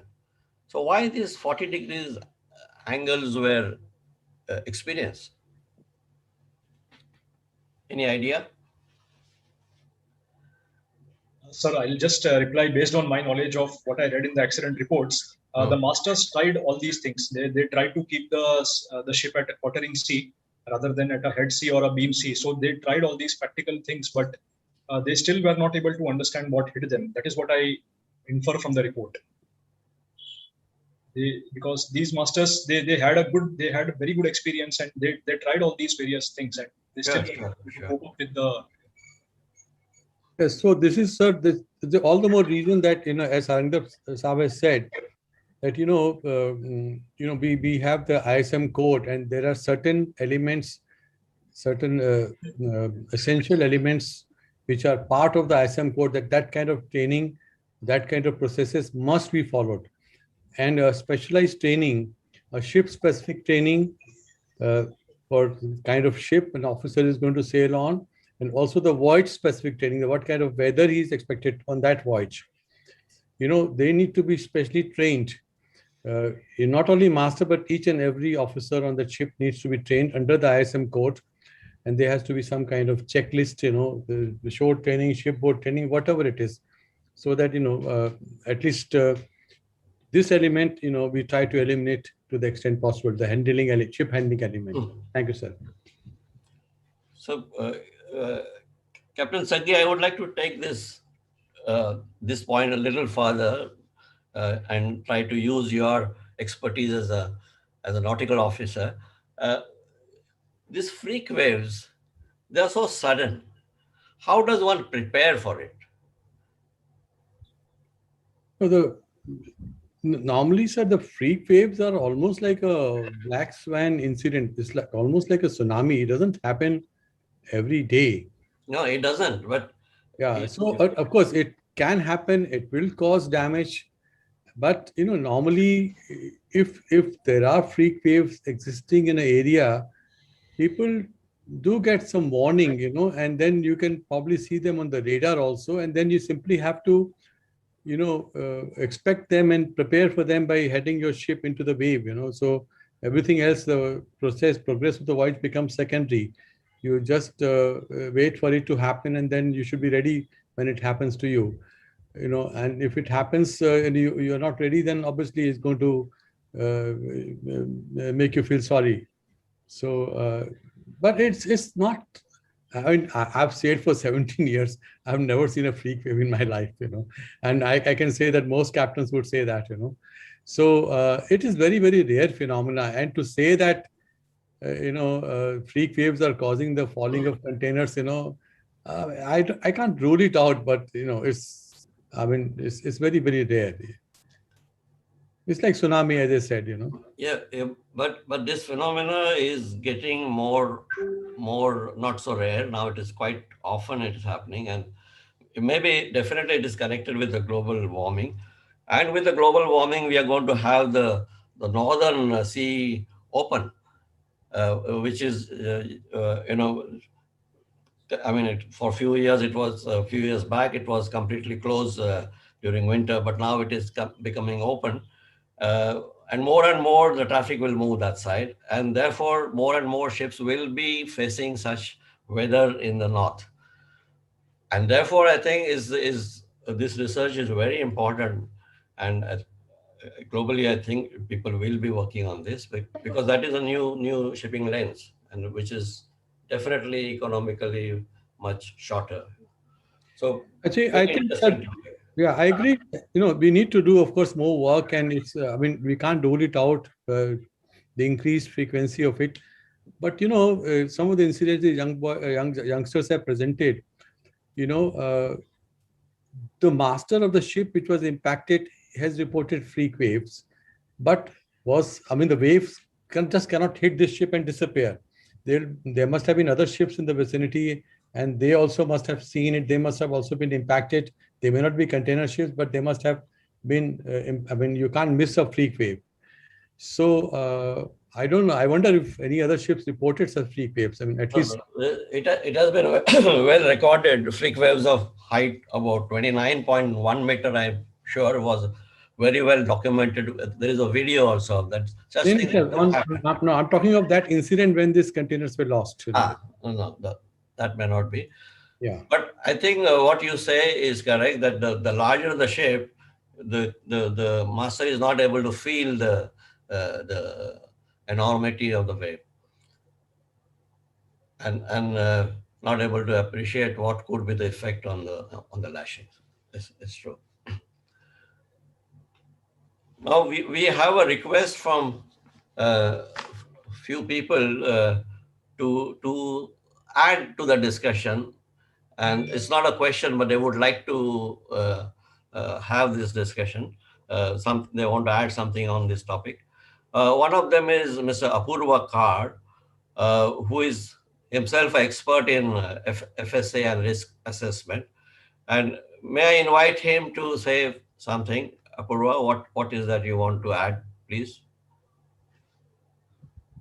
Apurva Kar?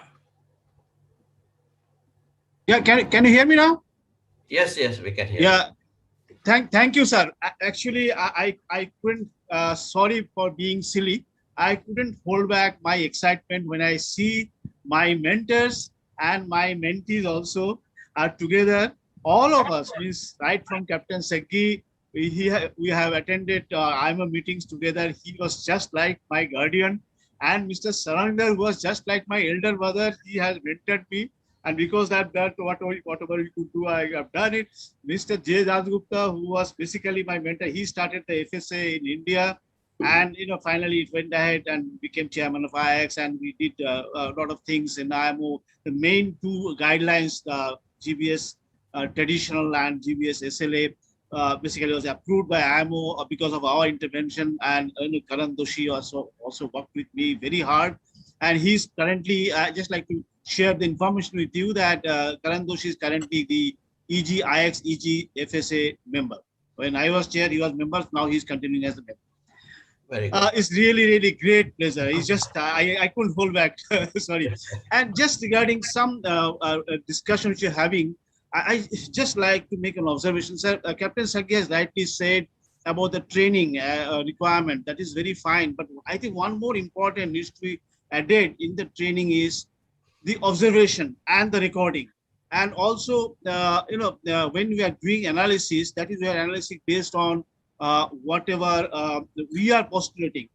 But more important is the data collection. We need to have a lot of sensors now. At Karan Doshi has pointed out that where all those recorders will be fitted, that is also a most important thing. We need to have a lot of sensors, and we need to collect the actual data from the sea, and then we have to do our own numerical analysis in our in-house, and then we have to correlate exactly where is it our understanding is correct, or anything more it needs to be done. So those things are very important, because we have experienced with JESCO regarding the energy efficiency. There are quite a few companies who are giving them a lot of advices to JESCO, and then we actually did the study and we found that whatever they were doing is quite meaningless. And then we said that that kind of a prediction will not work. And then eventually JESCO really they went back for the sensor-based approach, because that is very much required. That gives the actual feeling, the actual data. And by now both Karan Doshi and Sharad Dhawalikar, they have worked with me for about more than 20 years. So it's like still, Captain Seggi, just for your information, I have retired on 31st March, just last month. Just for your information. So, but still they are with me. I interact with them. So it's a great moment. And these areas needs to be really taken ahead, because the actual cause, as Karan Doshi has very nicely has presented, that unless until we know the exact facts and figure, we just go by our some studies or some knowledge or some rumors, things can never be solved. What Mr. Sarandar also has pointed out about the freak waves, and then Captain Seggi said how many actually accidents have taken place because of freak waves. At this point of time, not a single accident. But Sequay, really you have to do study, you have to monitor exactly what is that, you have to understand the physics, and you have to also understand that how we can take care of, even now also there's some frequencies, if even the captain, the sailors come to know the frequencies, they're approaching frequencies, what they can do. Maybe they may not be able to do anything because we have hardly any understanding of that, how to deal with that. So these are the things which needs a lot of studies and lot of discussion and a very, very practical approach, a very planned approach. Yeah, that is from my side, sir. Thank you very much, sir. May I similarly ask Dr. M.K. Ghosh Roy, to please ask the question, and he also wants to add something to this discussion. Dr. M.K. Ghosh Roy, please.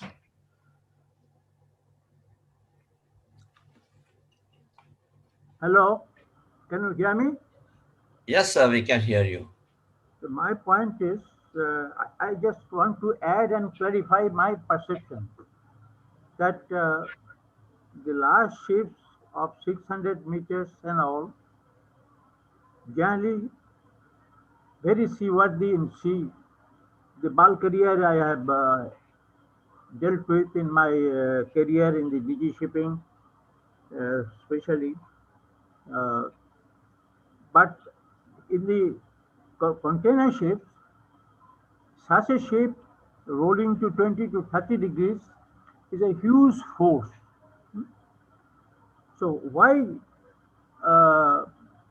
this experience that if the ship basically is unseaworthy in that point of view, the proportions and the design and the GM, all these factors is the ship basically unseaworthy. But there is no damage to the ship. Ship is remaining correct. Is a overdeck cargo, that is the containers, which is getting shipped in. We have also not said anything about the underdeck containers. Are they also shifting during these cases you have mentioned? That I would look to know. Basically, it is the ship is strong and sailing. Only small percentage of the containers are getting shifted, and that is also over deck, on deck containers. The integration problem is of integration of the ship, the containers. So are they carrying too much of containers? There is a limitation is required, or there is not required. Point I would like to review. This is my presentation. Thank you. Karan, would you like to answer this, or Sharad? Yes, typically when we are saying ship is definitely seaworthy, even if it is rolling too much, like 20 or 30 degrees, there is no damage to the ship. But yes, lashing system is not able to take up this much load. So it's a when it is failing, lashing is failing, it's like a localized damage, I would say. But ship is not failing. Ship is failing only in case of severe bending moments. That is something beyond this thing. That is not due to roll motion. It is some other phenomena. So what sir was saying is correct. Ship is definitely seaworthy. Even if it is rolling too much, it's not failure, I would say, from the ship point of view. But lashing system is failing in that severe roll. Also, containers shipping, very small percentage, maybe less than 1% of the voyages you are experiencing this. It is a local failure of the handling of the cargo, or the basic defect in the lashing and all. That also, please review this point also. I think to summarize, at this moment, we know this much, that lashing is not sufficient. That is definite. Yes. It is not sufficient because even if it is meeting the current rules and regulations, it is still not sufficient. Even if you assume that the seamanship is good, it is still not sufficient. So there is a problem which is hidden from us, which is one, there is some misunderstanding or under appreciation of the loads coming due to roll. And this is something which is to be settled by class societies together. I would like to ask Sharad on this. What is, you said that Marine found it was deficient. It was the loads given in the class societies, though they are different from each other, it is still less than what Marine expects it to be. How much is the difference? No, How much, as a percentage wise, how much is the difference? it is more than 50% difference, I would say. 50? Yes. They pointed it out very categorically in their report.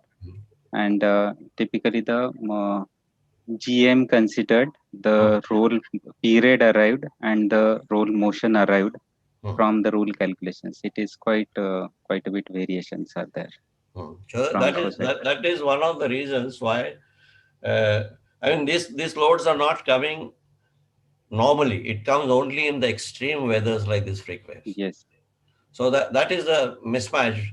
The class societies have not perhaps designed their rules or designed their loads, rules for the loads for such extreme weather and such freak wave phenomena. So that needs to be calibrated again once more time.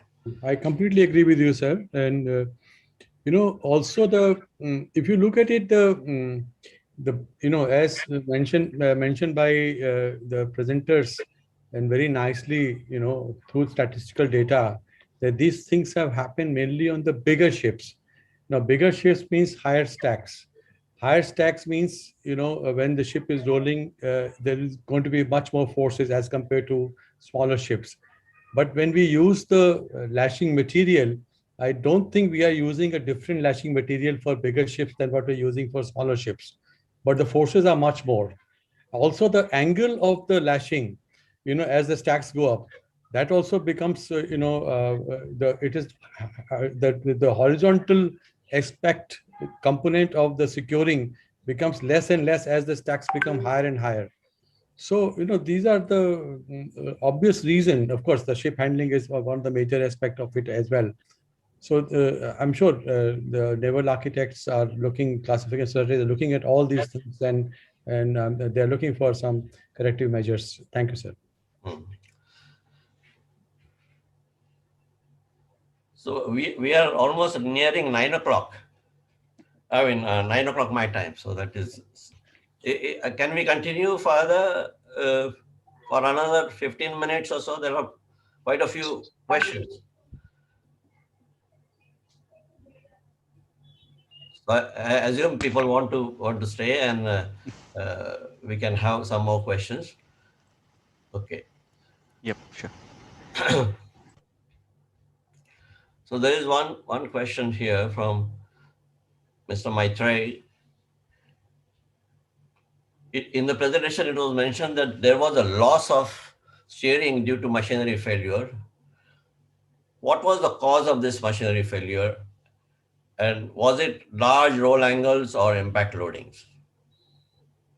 So this is the question. I think he's probably asking about the roll angle more, because ships' engines are supposed to work up to 25 degrees maximum dynamic roll angle. And if it exceeds, maybe there is a problem with the lubrication and so on and so forth. But please, presenters, it is your job to answer this question.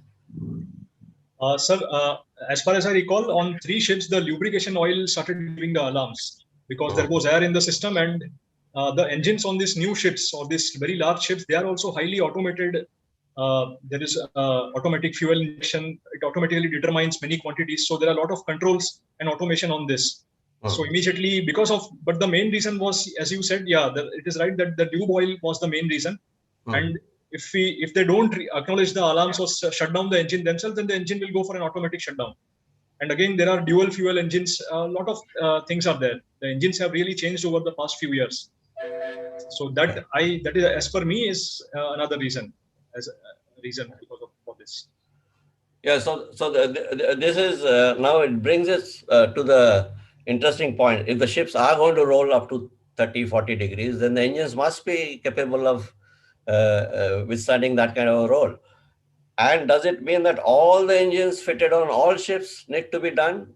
If IAX decides to change the rules that engines must work up to 40 degrees roll, then it is not proper, I think.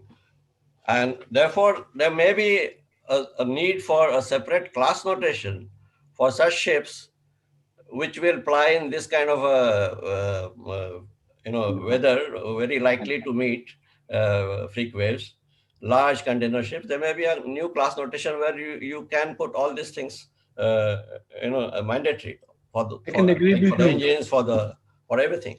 I can agree with you, sir, because a normal ship is expected to break down. I'm not saying it should break down, but this is not an unusual happening for any ship, whether old or new, that the ships do break down, the steerings do fail.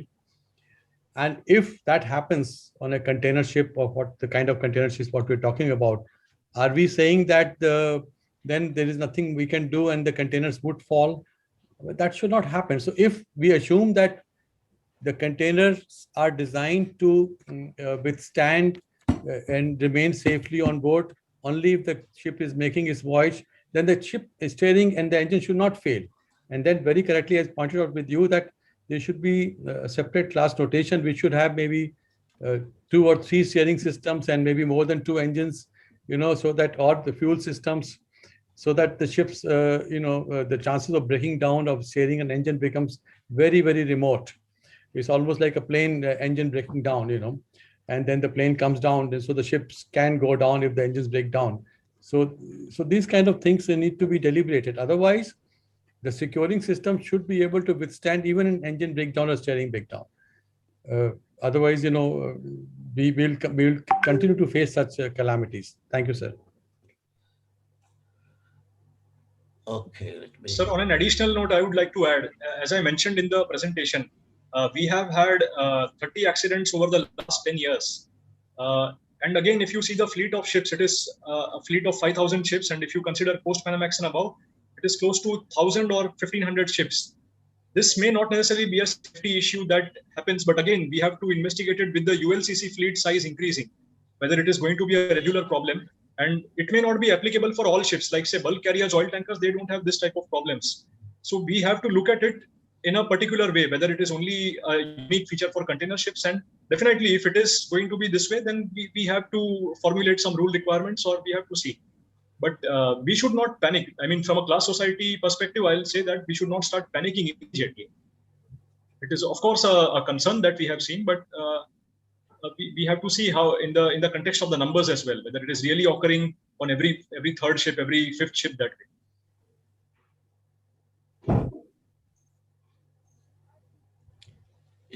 And also, sir, we keep into perspective that, the cargo was not lashed properly, or there were other discrepancies also. So we should keep all these things in perspective finally, as to, because in some ships, the engine alarms went off, but the engine was not stopped. The engine still went on. In only 2 ships, this happened. So 2 incidents over the last 10 years. So yes, it is definitely an issue which should be considered, but it may not be an immediate compelling safety issue. Thank you, sir. Yeah.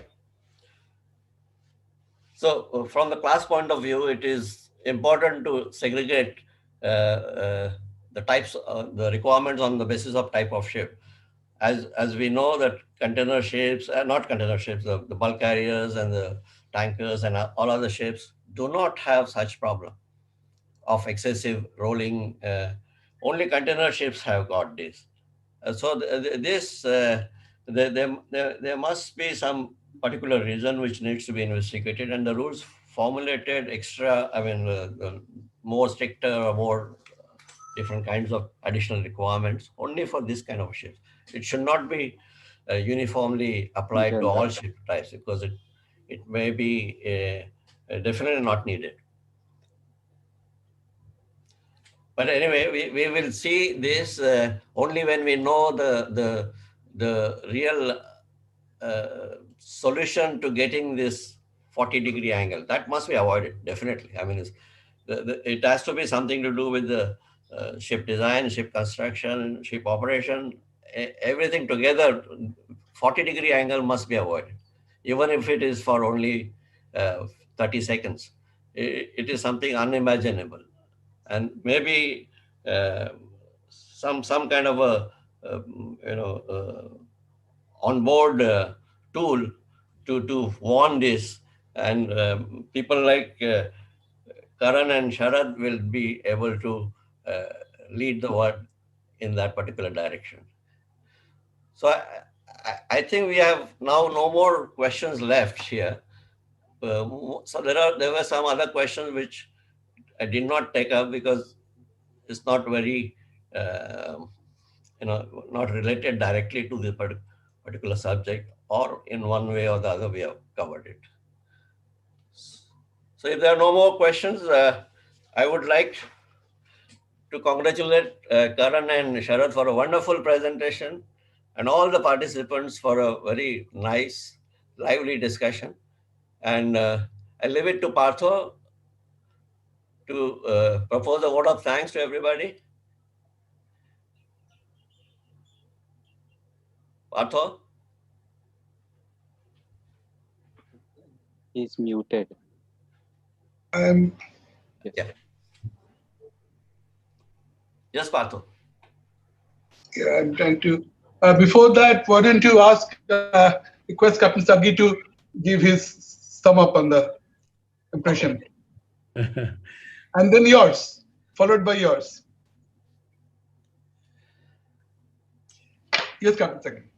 Yeah, thank you, Partho. Thank you, Sarandarji, and thank you to the youngsters, for absolutely outstanding presentation.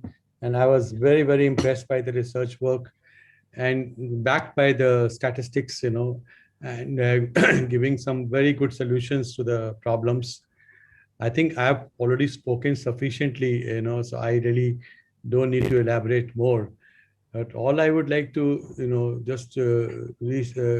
I'd like to just mention one thing more, that I wish, there were more opportunity for the naval architects to sail on the ships, so that they get, we have one of the best naval architects in the world, but, if they are exposed to the real vagaries of sea, then they can appreciate the kind of, conditions what we face at sea, and then they would be in a better position to design ships or design the other elements, securing, etc., in a much better manner. That is one thing I just wanted to add. And second thing I wanted to add was that, we need to have, in any kind of casualties, when we say the casualties happen because the defenses fail. And if the consequences of a casualty are catastrophic, then we need to put more defenses in place. So when we're talking of defenses, for example, as we have discussed earlier, that there should be, proper stowage plan, proper securing, the fixed and the portable element of securing needs to be inspected. The boxes need to be inspected. The corners need to be inspected. The strength of the boxes, the weight needs to be declared properly. The heavy container should not go on top. So that's one aspect of it. So that is, to start with, we do that. Then training of the officers. That's the second defense, And the third defense is that, putting some kind of sensors, as we discussed, on the ship, in case, the human beings are not able to detect that something is going wrong, and the sensors caution them. And of course, then the engines, the engines also have to be, so that engines don't break down. So that's yet another defense. So we need to have more and more defenses in place, so that even if one or two defenses fail, then the catastrophe doesn't take place. So that's all I would like to say. Otherwise, it was quite a enlightening session, and I'm sure all of us have learned a lot here. And I only wish that whatever findings are there, they are presented it mentioned that, you know, some of us in the IX already part, some IRS are already part of the IX. So I'm sure this message, this research work will already reach the IX. And also, you know, if as a country or as IX in the, I'm sure they must be already in the lot of concerns in the next Maritime Safety Committee, which is scheduled in June. And then eventually they will be discussed in detail in the CCC committee, of IMO, subcommittee of IMO, that how to address these issues. So with the people, the naval architects from our country, especially from Indian Institute of Shipping, have done a wonderful job in past, and they are doing they are taking the lead in IX as well, in IMO as well. So you know, these issues would be brought to the knowledge of the international community, and we will be able to find solutions. Nothing is foolproof, but to the extent possible, our naval architects would help to make the shipping safer. Thank you very much for giving me this opportunity to participate. All the very best. Bye-bye. Thank you, Captain Sagi. You have said everything what I wanted to say. Maybe a couple of points only I want to add. Firstly, congratulate IRS R&D department, my own alma mater, and I'm very happy. I am very happy that very good work is being done, and wish you all the best in your future endeavors. One question about this, one suggestion rather, about this particular container ship problem which we have seen. We talked about hull girder flexibility in bending, but many of these very wide hatch container ships will have torsional flexibility also as a problem. And this combined with the longitudinal bending may cause distortions which may not be fully accounted in the class rules for lashing. Please correct me, or don't have to correct me now. You can please have a look, and maybe we can you know.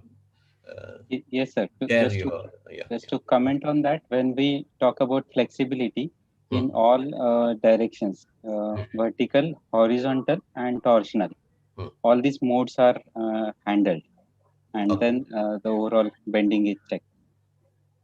Especially in the quartering seas, there will be very heavy torsion, and it could be I know we deal with it in a structural stress point of view in a very elaborate manner, but whether its effect on container lashing is being taken into account, I'm not very sure.